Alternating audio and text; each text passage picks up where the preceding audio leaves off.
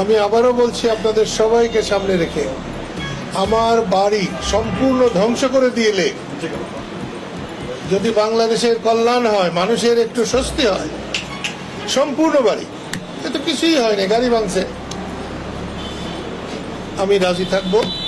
এবং আমি যারা ধ্বংস করবে আমি তাদেরকে সমর্থন দেব।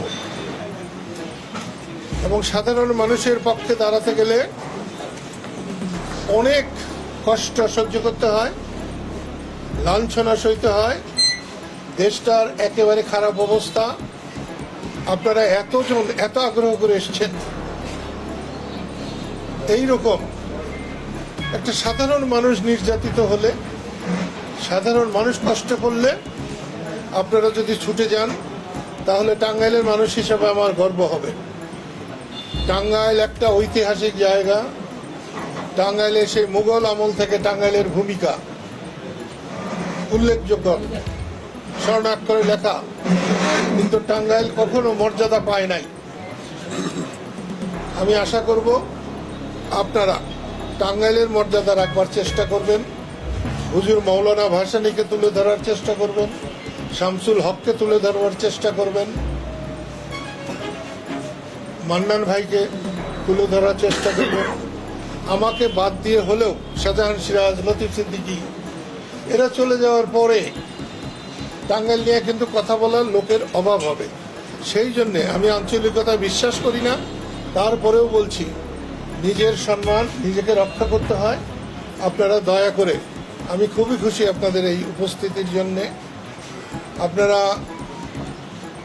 এটা সত্য যে যাই বলুক, সংবাদ মাধ্যম জাতির দর্পণ, আয়না।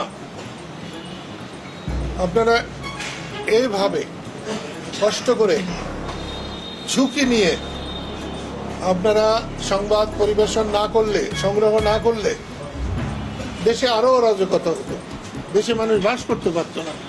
সেজন্য ইলেকট্রনিক মিডিয়া, প্রিন্ট মিডিয়া, যে কোনো মিডিয়া, তাদের অবদান সকলের কাছে স্মরণযোগ্য। একটা দুর্ভাগ্যজনক ঘটনার জন্য আপনাদের সামনে হাজির হয়েছি।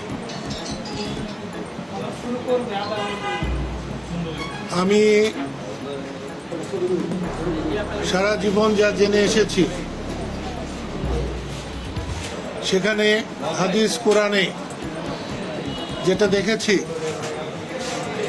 কোনো মানুষ যখন নিজের জন্য কাঁদে, নিজের জন্য চিন্তিত হয়, তখন আল্লাহ তাআলা স্রষ্টা ভেবেও দেখেন না, তাকেও দেখেন না, কিন্তু অন্যের ব্যথায়, অন্যের কষ্টে কেউ যখন ব্যথিত হয়, তখন আল্লাহ তাআলা বিব্রত হয়ে পড়েন। সেটার সমাধানের জন্যে কি করা যায় সে ব্যাপারে তিনি সাংঘাতিক বিচলিত হয়ে পড়েন।